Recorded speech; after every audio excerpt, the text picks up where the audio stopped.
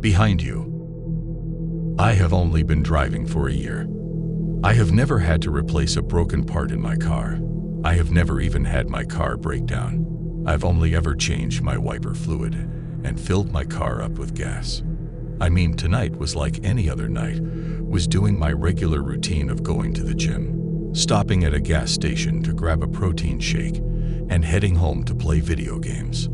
I take this dark, rural road to get home from the gym.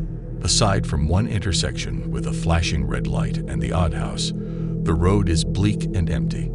I was on my way home listening to music when my car died. It was instant. Everything went dark. I was confused. I thought that my engine would at least start to sputter before my car died. I ended up calling my brother to let him know that I needed a jump and that he'd be here in 10 minutes.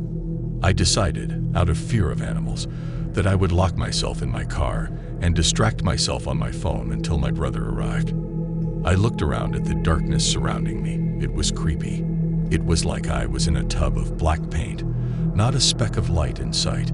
Not long after starting to watch a video on my phone, I heard a light tapping sound coming from my roof. Tap, tap, tap. Now, I thought it could be some sort of tree branch tapping my car, as I was right beside the entrance to a forest with overhanging trees, but that is when I realized the tapping was more methodical. Tap, tap, tap. Tap, tap, tap. I wondered if maybe an animal had gotten onto my roof and decided to turn on my phone's flashlight and open my door to check my roof, and sure enough, it was empty. What made me feel uneasy, though, was that none of the trees near my car could reach the roof of it. I sat back into my car when I decided to call my brother to see where he was. "I'm 5 minutes away, man. Stop calling me." I hung up and opened Instagram and started scrolling. As time went on, I realized it had been 30 minutes since I had called him. I decided to call him again, and I got the same answer. "I'm 5 minutes away, man. Stop calling me." Before I could even ask anything else, he had hung up. This couldn't be possible. It was 10 minutes from my house to this location, and he'd been driving for nearly 45 minutes. My brother is normally lazy, but he wouldn't lie about having left the house when I'm in a situation like this. That's when I heard it again. Tap, tap, tap. This time it sounded like it was on the window, and so I scanned the windows and saw nothing. That was until I checked the rearview mirror.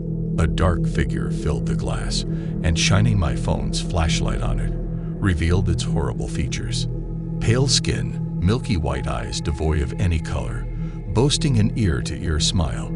I let out a scream, and that's when it disappeared from my back windshield. I called my brother a third time and yelled, "Where the fuck are you?"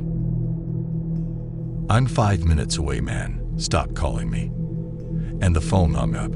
I realized that the expression was the same each time.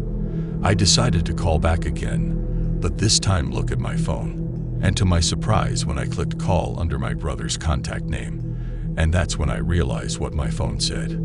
Call failed. And I heard it. "I'm 5 minutes away, man. Stop calling me." I realized, though, it wasn't coming from my phone, but I was actually hearing it in my ear. I slowly turned around, and that's when I saw it.